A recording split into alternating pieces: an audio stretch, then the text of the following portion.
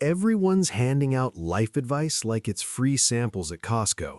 But here's the problem. Most of it is garbage wrapped in motivational quotes. In this video, I'm exposing 5 life lessons that sound brilliant but are actually holding you back. I guarantee you've heard at least 3 of these. I'll show you what actually works based on studying how people really change and grow. Let's dive in. Life lesson number 1. Do what you love and everything else will fall into place. This is probably the most dangerous myth out there.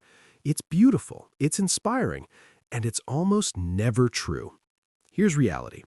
I love playing guitar. I've loved it for 15 years. You know what happened when I tried to center my entire life around it? I started resenting it. Turns out your passion doesn't care about your bills. Your passion doesn't negotiate with reality. The truth nobody tells you, you can learn to love almost anything you get good at. Competence creates enjoyment. When you're skilled at something, you feel confident. When you feel confident, you start to enjoy the process.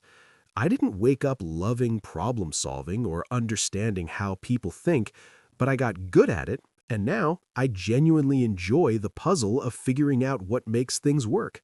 So stop asking, what do I love? Start asking, what can I get good at that also helps people? Master that skill. Build that competence.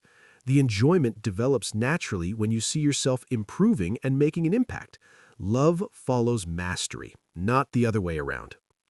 Life lesson number 2. You need to find your purpose.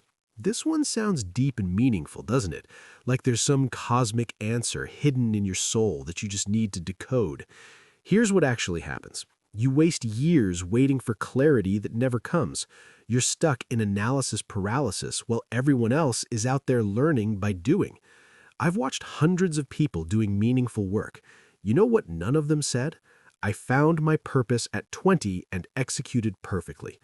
They said things like, I tried different things and this one clicked. Or, I wasn't looking for purpose, I was solving a problem. Or, I just started helping people and realized I was good at it. Purpose isn't found, it's built through action, through trying things, through noticing what creates results. You don't think your way into purpose, you work your way into it. Start somewhere, do something useful, pay attention to what works. Your purpose emerges from the overlap between what you're naturally good at and what people actually need from you, not from journaling exercises or vision boards. Life lesson number 4. Work-life balance is essential for happiness. I'm going to challenge this one hard.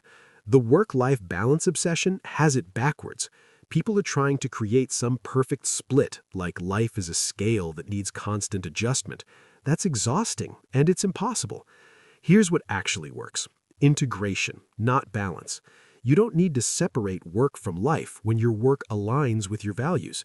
You need flexibility, not rigid boundaries. Some weeks require more focus on projects. Other weeks you rest more. That's normal. That's human. The people most stressed about balance are usually the ones constantly measuring it.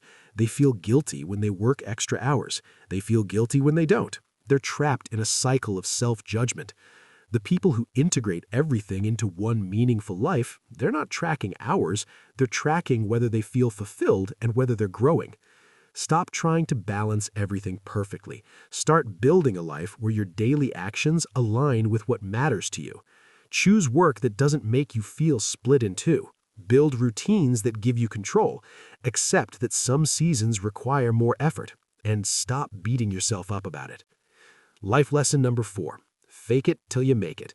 This advice has created a generation of anxious people pretending to be someone they're not. It confuses confidence with pretending, and it's terrible guidance because faking it doesn't build real skill. It just builds fear of being exposed. Here's what actually works. Be honest about what you don't know. Be committed to learning it. Say things like, I haven't done that before, but I'm willing to figure it out. Or, that's new to me, but here's how I'd approach it.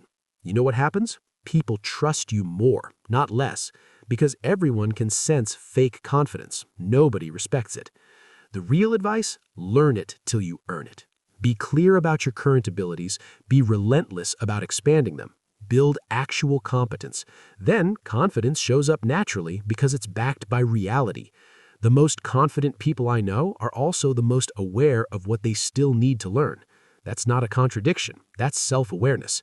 When you stop pretending and start growing, you stop feeling like an imposter. You become someone who's genuinely developing, and that feels completely different. Life lesson number 5. Winners never quit.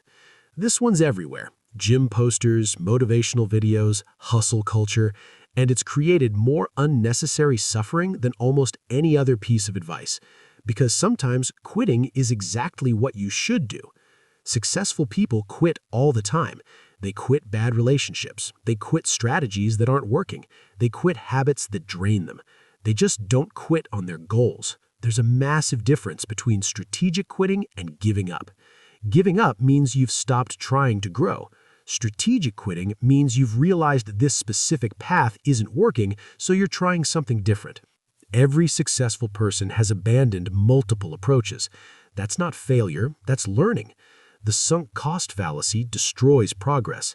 You've invested a year into something that clearly isn't working, so you invest another year, then another.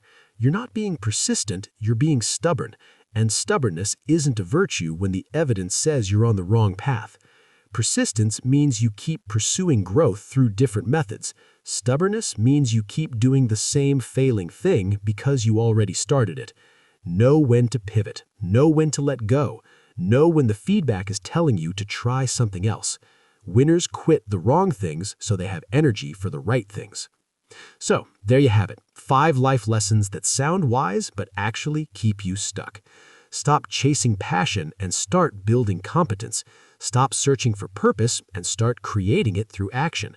Stop balancing perfectly and start integrating honestly.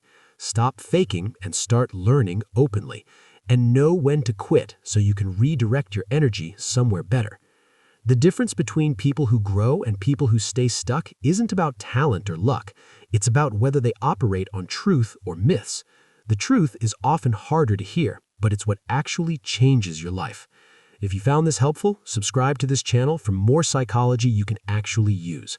No fluff, no theory you'll forget tomorrow, just clear ideas that work in real life. Hit that subscribe button, and I'll see you in the next video.